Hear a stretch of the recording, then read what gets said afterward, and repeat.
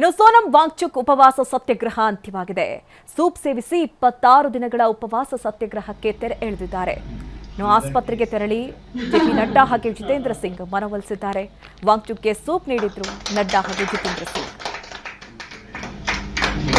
I'm grateful that the government has shown sensitivity towards the children who have been victims, towards the youth who were peacefully protesting on those dates, and that both the ruling party and MPs from the opposition have assured me that their discussions will happen on the floor of the parliament regarding reforms in the examination system like NEET and others, and that we will also be discussing about the accountability of such lapses, and that we'll all make sure that such things never happen. No child, no parent will have to go through what these 20 children and their parents had to go through. I'm happy that you have assured me that, and I'm sure, as the children have been demanding, at the suitable time, and no one to dictate, you will take accountability in the ministry with the minister also as a responsibility, and I'm sure you are already considering. And with these assurances, I'm touched and grateful to the government, and I want to appeal to the protesting students to maintain utmost peace. To express their feelings is a legitimate thing, but I do not approve violence of any kind, and allowing any antisocial elements to take advantage of this is not acceptable to me. It should be a genuine demand by genuinely concerned people, in this case youngsters. So with that being fulfilled, I'm grateful, and I will be happy to break my fast. Thank you. Thank you. Government is positive on not registering cases against those protesting peacefully at Jantar Mantar in Delhi and those participating in the march to the Parliament on July 20, 2026. The government has already assured threadbare discussions to find solutions to paper leaks and educational reforms for exams in the Parliament.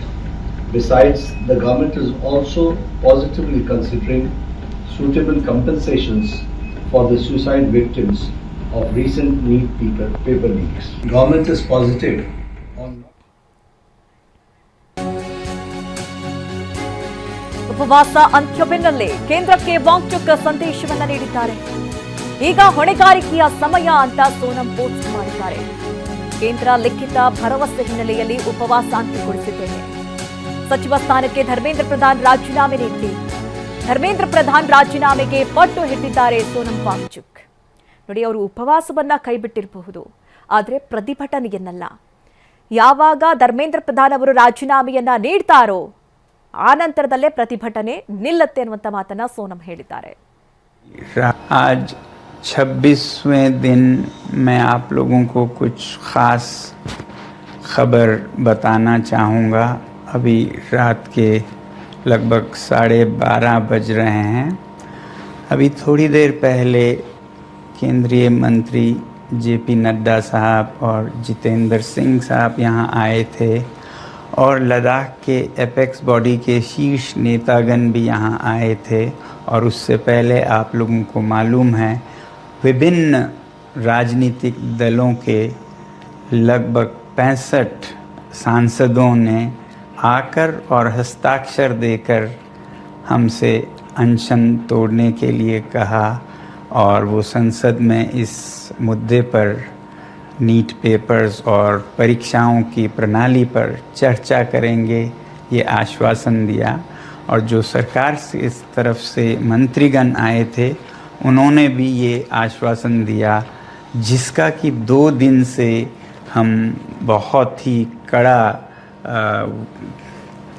क्या कहेंगे, एक तरह का bargain चल रहा था कि मुझे आश्वासन चाहिए और लिखित में चाहिए, और इसमें 2 दिन लगे और मुझे इसलिए अनशन पर 2 दिन और बैठना पड़ा, और ज़्यादा भी बैठ जाता तो आखिर में आज उन्होंने लिखकर आश्वासन दिया है। आज 26वें दिन मैं आप लोगों को कुछ ख़ास खबर बताना चाहूँगा। अभी रात के लगभग 12:30 बज रहे हैं। अभी थोड़ी देर पहले केंद्रीय मंत्री JP नड्डा इसी ಬಗ್ಗೆ ಹೆಚ್ಚಿನ ಡೀಟೇಲ್ಸ್ ಅನ್ನು ನೀಡ್ತಾ ಇದ್ರು ನಮ್ಮ ಪ್ರತಿನಿಧಿ ಹರೀಶ್ ಈಗ ಗಮನಿಸ್ತಾ ಇರೋ ಹಾಗೆ ಉಪವಾಸ ಸತ್ಯಾಗ್ರಹವನ್ನ ಸೋನಂ ವಾಂಗ್ಚುಕ್ ಅವರು ಕೈ ಬಿಟ್ಟಿರಬಹುದು, ಆದರೆ ಪ್ರತಿಭಟನೆಯನ್ನಲ್ಲ ಅನ್ನೋದು ಈ ಮುಖಾಂತರವಾಗಿ ಗೊತ್ತಾಗ್ತಾ ಇದೆ. ಅವರು ಕೂಡ ಒಂದು ಪೋಸ್ಟ್ ಅನ್ನ ಹಾಕಿ ಧರ್ಮೇಂದ್ರ ಪ್ರಧಾನ್ ಅವರು ರಾಜೀನಾಮೆಯನ್ನ ನೀಡಲೇಬೇಕು ಅಂತ ಹೇಳಿ ಪಟ್ಟು ಹಿಡಿದಿದ್ದಾರೆ. ಅಂದ್ರೆ ಈ ಮುಖಾಂತರವಾಗಿ ಪ್ರತಿಭಟನೆ ಇನ್ನೂ ಕೂಡ ತೀವ್ರವಾಗುತ್ತೆ ಅಥವಾ ಮುಂದೆ ಸಾಗುತ್ತೆ ಅನ್ನುವಂತಹ ಸಂದೇಶವನ್ನ ಕೊಟ್ಟಂತೆ ಕಾಣಿಸ್ತಾ ಇದೆ. ಹೌದು ಮಧು ನಾಗರಾಜ್, ಸೋನಂ ವಾಂಗ್ಚುಕ್ ಅವರು ಕಳೆದ 26 ದಿವಸಗಳಿಂದಲೂ ಕೂಡ ಉಪವಾಸ ಸತ್ಯಾಗ್ರಹವನ್ನು ಮಾಡ್ತಿದ್ದಾರೆ. ಬಹು ಮುಖ್ಯವಾಗಿ ಅವರು 22 ದಿವಸಗಳ ಕಾಲ ಜಂತರ್ ಮಂತರ್ನಲ್ಲಿಯೇ ಅವರು ಉಪವಾಸ ಸತ್ಯಾಗ್ರಹವನ್ನು ಮಾಡಿದರು. ದೆಹಲಿ ಹೈಕೋರ್ಟ್ ಒಂದು ಸೂಚನೆಯನ್ನು ಕೊಡ್ತಾ ಅವರಿಗೆ ಸೂಕ್ತ ಚಿಕಿತ್ಸೆಯನ್ನು ಕೊಡಿಸಿ ಅನ್ನುವಂಥ ನಿಟ್ಟಿನಲ್ಲಿ, ಹಾಗಾಗಿ ದೆಹಲಿ ಪೊಲೀಸರು ಅವರನ್ನ ಜಂತರ್ ಮಂತರ್ನಿಂದ ಆಸ್ಪತ್ರೆಗೆ ಶಿಫ್ಟ್ ಮಾಡಿದ್ರು. ಗುರುಗ್ರಾಮದ ಮೆದಾಂತ ಆಸ್ಪತ್ರೆಗೆ ಶಿಫ್ಟ್ ಮಾಡಿ ಅವರಿಗೆ ಚಿಕಿತ್ಸೆಯನ್ನು ಕೂಡ ಕೊಡಲಾಗ್ತಿತ್ತು. ಅಂದರೆ ದೆಹಲಿಯಲ್ಲಿ ಅವ್ರನ್ನೇನಾದರೂ ಒಂದು ವೇಳೆ ಚಿಕಿತ್ಸೆಯನ್ನು ಕೊಡೋದಾದರೆ ಹೆಚ್ಚಿನ ವಿದ್ಯಾರ್ಥಿಗಳು ಅಲ್ಲಿ ಸೇರಿ ಪ್ರತಿಭಟನೆ ಬೆಂಬಲ ಸೂಚಿಸುವಂಥ ಸಾಧ್ಯತೆ ಇದೆ ಅನ್ನೋ ಕಾರಣಕ್ಕೋಸ್ಕರ ಅವರನ್ನ ಪಕ್ಕದ ಹರಿಯಾಣದ ಗುರುಗ್ರಾಮಕ್ಕೆ ಕರೆದುಕೊಂಡು ಹೋಗಿ ಅಲ್ಲಿ ಮೆದಾಂತ ಆಸ್ಪತ್ರೆಯಲ್ಲಿ ಚಿಕಿತ್ಸೆಯನ್ನು ಕೂಡ ಕೊಡಲಾಗ್ತಿದೆ. ಬಹು ಮುಖ್ಯವಾಗಿ ಅವರು ಚಿಕಿತ್ಸೆಯನ್ನು ಪಡೆಯುವಂಥ ಸಂದರ್ಭದಲ್ಲಿ ಅನೇಕ ಸಂಸದರು ಅವ್ರನ್ನ ಭೇಟಿಯಾಗಿದ್ರು. ಅವರೇ ಹೇಳ್ಕೊಳ್ಳುವಂತೆ ಸುಮಾರು 50ಕ್ಕೂ ಹೆಚ್ಚು ಸಂಸದರು ಅವ್ರನ್ನ ಭೇಟಿಯಾಗಿದ್ರು. ಜೊತೆಗೆ ಕೇಂದ್ರ ಸರ್ಕಾರದ ಪ್ರತಿನಿಧಿಗಳು ಕೂಡ ಅನೇಕ ಬಾರಿ ಭೇಟಿಯಾಗಿ ಉಪವಾಸ ಸತ್ಯಾಗ್ರಹವನ್ನು ನಿಲ್ಲಿಸಬೇಕು ಅನ್ನುವಂಥದ್ದನ್ನ ಹೇಳ್ತಾ ಇದ್ರು. ಆದರೆ ಲಿಖಿತ ರೂಪದಲ್ಲಿ ಯಾವುದೇ ರೀತಿಯಾದಂಥ ಭರವಸೆಯನ್ನು ಕೇಂದ್ರ ಸರ್ಕಾರದ ಪ್ರತಿನಿಧಿಗಳು ಕೊಟ್ಟಿರಲಿಲ್ಲ. ಆದರೆ ನಿನ್ನೆ ರಾತ್ರಿ JP ನಡ್ಡಾ ಅವರು ಹಾಗೂ ಜಿತೇಂದ್ರ ಸಿಂಗ್ ಅವರು ಇಬ್ಬರು ಕೇಂದ್ರ ಸಚಿವರು ಸೋನಂ ವಾಂಗ್ಚುಕ್ ಅವರನ್ನ ಭೇಟಿ ಆಗ್ತಾರೆ. ಉಪವಾಸವನ್ನ ನೀವು ಬಿಡಬೇಕು ಅನ್ನುವಂತಹದನ್ನ ಅವರಿಗೆ ಮನವಿಯನ್ನ ಮಾಡ್ಕೊಳ್ತಾರೆ. ಆಗ ಸೋನಂ ವಾಂಗ್ಚುಕ್ ಅವರು ಕೇಳ್ತಾರೆ, ನಾವು ಉಪವಾಸವನ್ನ ಬಿಡಬೇಕು ಅಂತಂದ್ರೆ ನನಗೆ ಲಿಖಿತ ರೂಪದಲ್ಲಿ ನೀವು ಭರವಸೆಯನ್ನ ಕೊಡಬೇಕು ಅಂತ.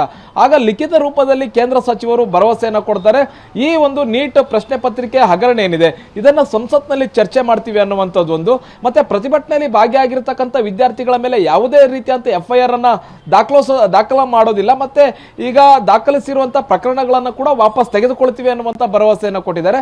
ಮತ್ತೆ ವಿದ್ಯಾರ್ಥಿಗಳ ಜೊತೆಗೆ ಸಂವಾದ ಮಾಡ್ತೀವಿ ಅನ್ನುವಂತಹ ಭರವಸೆಯನ್ನು ಕೂಡ ಈಗ ಕೇಂದ್ರ ಸಚಿವರು ಸೋನಂ ವಾಂಗ್ಚುಕ್ ಅವರಿಗೆ ಕೊಟ್ಟಿದ್ದಾರೆ. ಹೀಗಾಗಿ ಅವರು ಉಪವಾಸ ಸತ್ಯಾಗ್ರಹದಿಂದ ಹೊರ ಬಂದಿದ್ದಾರೆ. ಅವರು ಉಪವಾಸವನ್ನ ಕೈಬಿಟ್ಟಿರುವಂತಹದ್ದು, ಅವರು ಉಪವಾಸವನ್ನ ಕೈಬಿಟ್ಟಿರುವಂತಹ ದ್ಯೋತಕವಾಗಿ ಅವರಿಗೆ ಕೇಂದ್ರ ಸಚಿವರು ನೀರನ್ನ ಕುಡಿಸ್ತಾರೆ. ಆಗ ಉಪವಾಸವನ್ನ ಸೋನಂ ವಾಂಗ್ಚುಕ್ ಅವರು ಬಿಡ್ತಾರೆ. ಅವರ ಮೂಲ ಉದ್ದೇಶ ಏನು? ಧರ್ಮೇಂದ್ರ ಪ್ರಧಾನ್ ಅವರು ರಾಜೀನಾಮೆ ಕೊಡಬೇಕು ಅನ್ನುವಂಥದ್ದೇ ಅವರ ಪ್ರತಿಭಟನೆಯ ಮೂಲ ಉದ್ದೇಶ ಆಗಿತ್ತು. ಅದನ್ನು ಕೂಡ ಅವರು ಹೇಳ್ತಾ ಇದ್ದಾರೆ, ಧರ್ಮೇಂದ್ರ ಪ್ರಧಾನ್ ಅವರು ರಾಜೀನಾಮೆಯನ್ನು ಕೊಡಬೇಕು ಅಂತ. ಯಾಕೆಂದ್ರೆ ಜಂತರ್ ಮಂತರ್ನಲ್ಲಿ ಸಾವಿರಾರು ವಿದ್ಯಾರ್ಥಿಗಳಲ್ಲೇ ಪ್ರತಿಭಟನೆಯನ್ನ ಮಾಡ್ತಾ ಇರುವಂತಹದ್ದು, ಪ್ರತಿಭಟನೆ ನೇತೃತ್ವವನ್ನ ಕಾಕ್ರೋಚ್ ಜನತಾ ಪಾರ್ಟಿ ವಹಿಸಿಕೊಂಡಿರುವಂತಹದ್ದು, ಅವರುಗಳು ಕೂಡ ಡಿಮ್ಯಾಂಡ್ ಅನ್ನ ಇಟ್ಟಿರುವಂತಹದ್ದು. ಅವರುಗಳ ಜೊತೆಯೂ ಕೂಡ ಕೇಂದ್ರ ಸಚಿವರು ಇವತ್ತು ಮಾತುಕತೆಯನ್ನು ನಡೆಸುವಂತಹ ಸಾಧ್ಯತೆ ಇದೆ. ಒಂದು ತಟಸ್ಥ ಸ್ಥಳದಲ್ಲಿ ಈ ಒಂದು ವಿದ್ಯಾರ್ಥಿಗಳ ಜೊತೆಗೆ ಕೇಂದ್ರ ಸರ್ಕಾರ ಮಾತುಕತೆಯನ್ನು ಮಾಡಬೇಕು ಅನ್ನುವಂಥ ಒತ್ತಾಯಗಳು ಕೂಡ ಕೇಳಿ ಬಂದಿದ್ದು. ಹಾಗಾಗಿ ಇವತ್ತು ತಟಸ್ಥ ಸ್ಥಳದಲ್ಲಿ ಕಾನ್ಸ್ಟಿಟ್ಯೂಷನ್ ಕ್ಲಬ್ ನಲ್ಲಿ ಇವತ್ತು ಮಾತುಕತೆ ಕೂಡ ನಡೀತಾ ಇದೆ. ಒಂದ್ ಕಡೆ ಸೋನಂ ವಾಂಗ್ಚುಕ್ ಅವರು ತಮ್ಮ ಉಪವಾಸ ಸತ್ಯಾಗ್ರಹವನ್ನ ಕೈಬಿಟ್ಟಿದ್ದಾರೆ. ಇದೆಲ್ಲ ಒಂದ್ ಕಡೆ ಕೇಂದ್ರ ಸರ್ಕಾರಕ್ಕೆ ಒಂದು ನಿಟ್ಟುಸಿರು ಬಿಡುವಂತಹದ್ದು, ನಿರಾಳ ತರುವಂತಹ ವಿಚಾರ ಆಗಿದೆ. ಯಾಕೆಂದ್ರೆ ಸೋನಂ ವಾಂಗ್ಚುಕ್ ಅವರು ಏನು ಉಪವಾಸ ಸತ್ಯಾಗ್ರಹವನ್ನ ಮುಂದುವರಿಸಿದ್ದೆ ಆದಲ್ಲಿ, ಅವರ ಆರೋಗ್ಯದಲ್ಲಿ ಏನಾದರೂ ಏರುಪೇರು ಆಗಿದ್ದೆ ಆದಲ್ಲಿ ವಿದ್ಯಾರ್ಥಿಗಳು ಇನ್ನಷ್ಟು ಆಕ್ರೋಶಗೊಳ್ಳುವಂತಹ ಸಾಧ್ಯತೆ ಇತ್ತು, ಮತ್ತೆ ಪ್ರತಿಭಟನೆ ಇನ್ನಷ್ಟು ಕಾವೇರುವಂತಹ ಸಾಧ್ಯತೆ ಇತ್ತು. ಹಾಗಾಗಿ ಅವರು ಉಪವಾಸ ಸತ್ಯಾಗ್ರಹವನ್ನ ಕೊನೆಗೊಳಿಸುವಲ್ಲಿ ಕೇಂದ್ರ ಸರ್ಕಾರ ಮಾತುಕತೆ ಮಾಡುವಲ್ಲಿ ಸಫಲ ಆಗಿರುವಂತಹದ್ದು. ಜೊತೆಗೆ ಪ್ರಧಾನಿ ನರೇಂದ್ರ ಮೋದಿ ಅವರು ಕೂಡ ಸೋನಂ ವಾಂಗ್ಚುಕ್ ಅವರ ಹೋರಾಟವನ್ನ ಪ್ರಶಂಸೆ ಮಾಡಿದ್ದಾರೆ. ಜೊತೆಗೆ ಅವರಿಗೆ ಬೆಂಬಲವನ್ನು ಕೂಡ ಪ್ರಧಾನಿ ನರೇಂದ್ರ ಮೋದಿ ಅವರು ಸೂಚಿಸಿದ್ದಾರೆ. ಜೊತೆಗೆ ಬಹು ಮುಖ್ಯವಾಗಿ ಪ್ರಧಾನಿ ನರೇಂದ್ರ ಮೋದಿ ಅವರು ಕೂಡ ಒಂದು ವಿಡಿಯೋವನ್ನು ಹರಿಬಿಟ್ಟಿದ್ದಾರೆ. ವಿದ್ಯಾರ್ಥಿಗಳ ಭವಿಷ್ಯಕ್ಕಾಗಿ ನಾವು ಎಲ್ಲಾ ರೀತಿಯಾದಂತಹ ವ್ಯವಸ್ಥೆಯನ್ನ ಮಾಡ್ತಾ ಇದೀವಿ, ಕ್ರಮಗಳನ್ನ ತೆಗೆದುಕೊಳ್ತಾ ಇದ್ದೀವಿ. ಅದರಲ್ಲೂ ಬಹು ಮುಖ್ಯವಾಗಿ ಪ್ರಶ್ನೆ ಪತ್ರಿಕೆ ಸೋರಿಕೆ ಅನ್ನುವಂಥದ್ದು ಅನ್ನುವಂಥದ್ದೇನಿದೆ ಇದು ವಿದ್ಯಾರ್ಥಿಗಳ ಭವಿಷ್ಯಕ್ಕೆ ಮಾರಕ, ಅದು ಗೊತ್ತಿದೆ. ಹಾಗಾಗಿ ಅದನ್ನು ತಡೆಯುವ ನಿಟ್ಟಿನಿಂದ ನಾವು ಸಾಕಷ್ಟು ಕ್ರಮಗಳನ್ನು ತೆಗೆದುಕೊಳ್ತಾ ಇದ್ದೀವಿ. ಒಂದು ಕಾನೂನನ್ನೇ ಇದಕ್ಕೆ ತರ್ತೀವಿ, ಅದರ ಕರಡು ರೆಡಿ ಆಗಿದೆ. ಇವತ್ತು ಸಚಿವ ಸಂಪುಟದಲ್ಲಿ ಇಟ್ಟು ಚರ್ಚೆ ಮಾಡಿ ಅದನ್ನ ಸಂಸತ್ನಲ್ಲಿ ಬಿಲ್ ಅನ್ನ ತರೋ ರೀತಿ ಮಾಡ್ತೀವಿ, ಆ ಬಿಲ್ ಅನ್ನ ಪಾಸ್ ಆಗೋ ರೀತಿ ಮಾಡ್ತೀವಿ ಅನ್ನುವಂಥದ್ದನ್ನ ಪ್ರಧಾನಿ ನರೇಂದ್ರ ಮೋದಿ ಅವರು ಕೂಡ ಭರವಸೆಯನ್ನು ಕೊಟ್ಟಿದ್ದಾರೆ.